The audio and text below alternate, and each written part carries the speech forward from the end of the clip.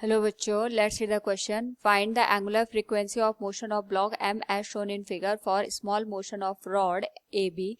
Spring constant are K1 and K2. Neglect friction force and also neglect the mass of rod AB. Here we have given a diagram. Now to answer this question, first we will discuss here the key concept, and here the key concept will be restoring force acting on a spring. Suppose हमारे पास spring है, ये अपनी main position पे है, तो जब इसमें elongation या कंप्रेशन की कंडीशन प्रोड्यूस होती है उस केस में जो हमारे पास रिस्टोरिंग फोर्स होता है it is given as minus of K X. K is the spring constant and X is the elongation और compression with respect to the given mean position. Second हम यहाँ पे यूज करेंगे टॉर्क का. Torque is given as I into alpha, जिसको हम यहाँ पे D square theta divided by D T square से भी रिप्रेजेंट कर सकते हैं.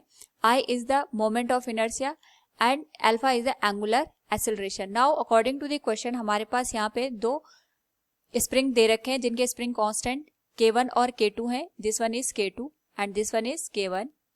यहाँ पे हमारे पास एक ब्लॉक दे रखा है जिसका मास m के बराबर है एंड जो रॉड दे रखी है ये मासलेस हमारे पास यहाँ पे है. तो जब हम इस पे यहाँ पे फोर्स लगाते हैं F, इस पर्टिकुलर केस में हमारे पास यहाँ पे जो एंगुलर फ्रीक्वेंसी होगी हमें वो कैलकुलेट करनी है. So we can say here angular frequency का मतलब ये हो गया कि हमें यहाँ पे ओमेगा की वैल्यू को कैलकुलेट करना है.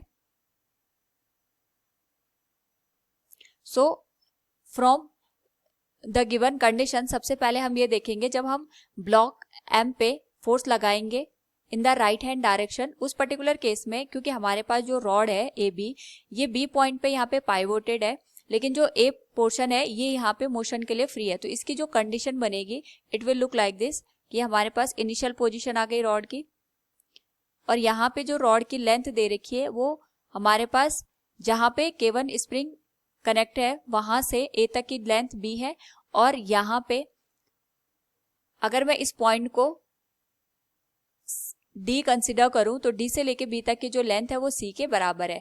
तो इसके करस्पॉन्डिंग सबसे पहले हम यहाँ पे जो इसकी फाइनल पोजीशन है कुछ इस तरीके से हमें ये ऑब्जर्व होगी कि हमारे पास यहाँ पे जो स्प्रिंग है और जो मास हमने फोर्स लगाया है ये कुछ इस तरीके से यहाँ पे मूव करेगा. सो अगर मैं इस पॉइंट को यहाँ पे डी नाम दे देती हूँ and this one is initial position of A जो कि यहाँ पे शिफ्ट हो गया ए पे एंड जो बी पोजीशन है ये यहाँ पे हमारे पास थीटा एंगल से डिस्प्लेस हो गया है. तो इस केस में अगर हम स्प्रिंग जिसका यहाँ पे स्प्रिंग कांस्टेंट K1 है इसकी पोजीशन को देखेंगे तो it will look like this. इसमें हमें यहाँ पे एलोंगेशन देखने को मिलेगा. ये पॉइंट हमारे पास यहाँ पे D है तो D से लेके B तक की जो हमारे पास यहाँ पे लेंथ है वो C के बराबर है. D से लेके A तक की जो लेंथ है वो हमारे पास यहाँ पे B के बराबर है. तो इस पर्टिकुलर कंडीशन में अगर हम यहाँ पे टोटल एलोंगेशन की बात करते हैं तो हमारे पास अगर मैं यहाँ पे ये कंसिडर करूं तो जो A है A ने यहाँ पे जो डिस्प्लेसमेंट किया it is given as XA. इसमें हम यहाँ पे XA के बराबर एक्सटेंशन को कंसिडर करते हैं. तो यहाँ पे हमारे पास जो टोटल डिस्प्लेसमेंट आएगा ब्लॉक का so we can say here block displacement will be given as x. हमने यहाँ पे इसको x से डिस्प्लेस कर दिया तो जो टोटल लेंथ आएगी हमारे पास x की that will be given as एक तो हमारे पास यहाँ पे a से लेके d तक की जो टोटल लेंथ है वो हम कैलकुलेट करेंगे. साथ में यहाँ पे जो एलोंगेशन हम यहाँ पे a की पोजीशन में देखने को मिला है उसको हम यहाँ पे ऐड कर देंगे. सो जो टोटल हमारे पास डिस्प्लेसमेंट आएगा ब्लॉक का that will be given as XAD plus XA. यानी हमारे पास यहाँ से लेके यहाँ तक जो लेंथ है इट इज XAD और ये जो लेंथ है हमारे पास ये हमारे XA के बराबर है. इन दोनों का जो सम निकल के आएगा that will be the total displacement of a given block. Now यहाँ पे जो हमारे पास XAD और XA है इनको हम जो फोर्स हम अप्लाई कर रहे हैं F और जो हमारे पास स्प्रिंग कांस्टेंट गिवन है उसके टर्म में रिप्रेजेंट करेंगे.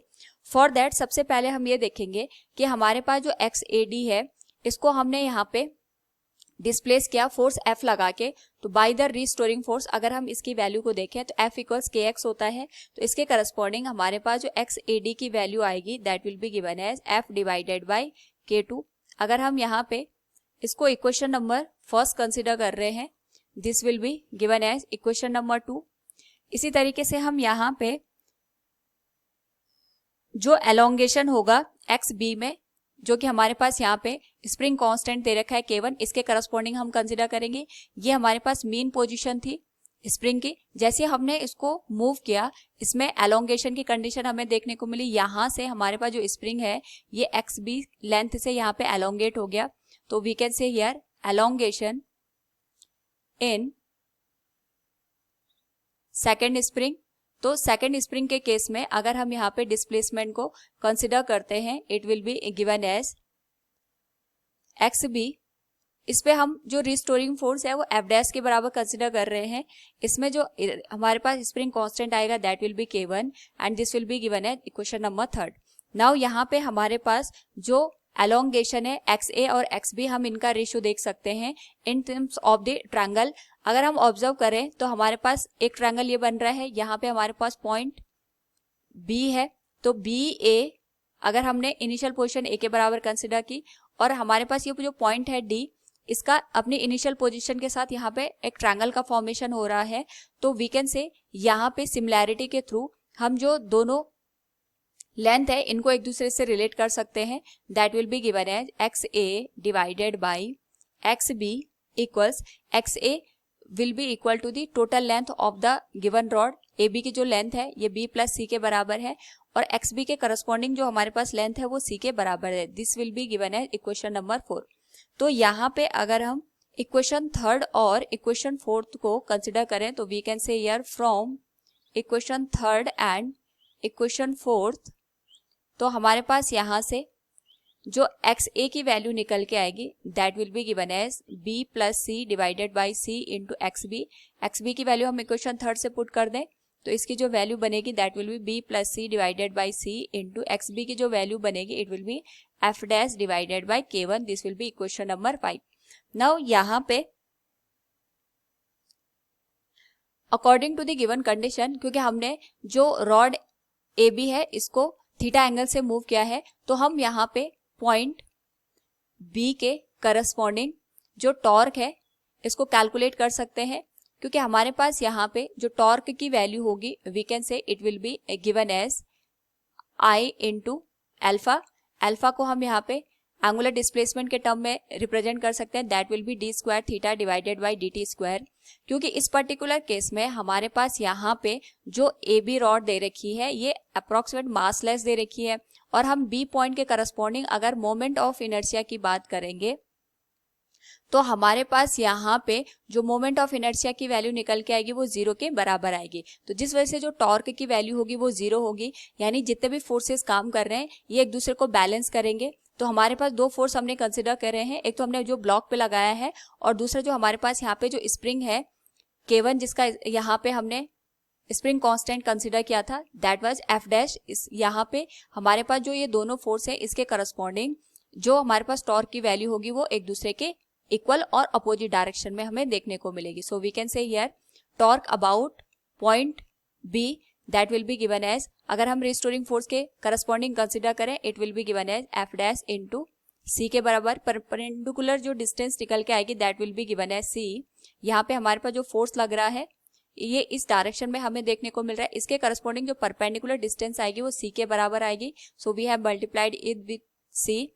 और इसी तरीके से जो एफ है इसके करस्पॉन्डिंग जो परपेंडिकुलर हमारे पास लेंथ देखने को मिलेगी अकॉर्डिंग टू द क्वेश्चन, अगर हम ऑब्जर्व करें तो हमारे पास जो परपेंडिकुलर लेंथ आएगी एफ के corresponding that will be B plus C. So both torque will be equal and in opposite direction. सो फ्रॉम हियर एफ डैश की जो वैल्यू होगी that will be F into B plus C divided by C के बराबर। This will be given as equation number 6। Now ये जो हमारे पास एफ डैश की वैल्यू निकल के आई है इसको हम एक्स ए की वैल्यू में पुट कर सकते हैं। So X A will be given as B plus C divided by C into F dash की जो वैल्यू आएगी that will be F into B plus C divided by C के, and this whole value will be multiplied with 1 by K1। सो हमारे पास जो x ए की value आएगी अगर हम इसको ऑब्जर्व करें this will be given as F into B plus C का whole square divided by C square into K1। This will be given as equation number 7. Now क्योंकि हमें यहाँ पे टोटल जो डिस्प्लेसमेंट है वो x के बराबर हमें ब्लॉक का देखने को मिल रहा है, विच इज गिवन है XA प्लस XAD. तो यहाँ पे XA की वैल्यू हम कैलकुलेट कर चुके हैं. It is F into B plus C divided by C का होल स्क्वायर इंटू 1/K1. और जो हमारे पास यहाँ पे AD के करस्पॉन्डिंग डिस्प्लेसमेंट हमें देखने को मिला था, दैट वाज F/K2. तो यहाँ से हम F कॉमन लेके इसको सॉल्व कर सकते हैं. This will be given as B plus C divided by C का whole square into 1/K1 plus 1/K2. यहाँ से हमारे पास जो F की वैल्यू आएगी that will be given as X into K1 K2 into C square divided by, यहाँ पे हमने K1 K2 सी स्क्वायर इसका एलसीएम ले लिया. After that we have written this value and this will be divided by K1 C square plus B plus C का whole square into K2. Now यहाँ से we can calculate the value of angular frequency since we know that हमारे पास यहाँ पे जो force की value होती है इसको हम एंगुलर फ्रीक्वेंसी के टर्म में रिप्रेजेंट कर सकते हैं. It will be given as m into omega square into X के बराबर. So it will be given as x into K1 K2 C square divided by K1 C square plus B plus C का whole square into K2. Now x से x cancel हो जाएगा and the value of omega square will be given as K1 K2 into C square divided by m into K1 C square plus B plus C का whole square into K2. Now यहाँ से हमारे पास जो omega की value निकल के आएगी we can calculate, it will be given as square root of K1 K2 C square divided by m into K1 C square plus B plus C का whole square into K2. This will be the final answer. So from the given question we can say here, we have calculated the angular frequency for the given condition. Hope all you understood it. Thank you and best of luck.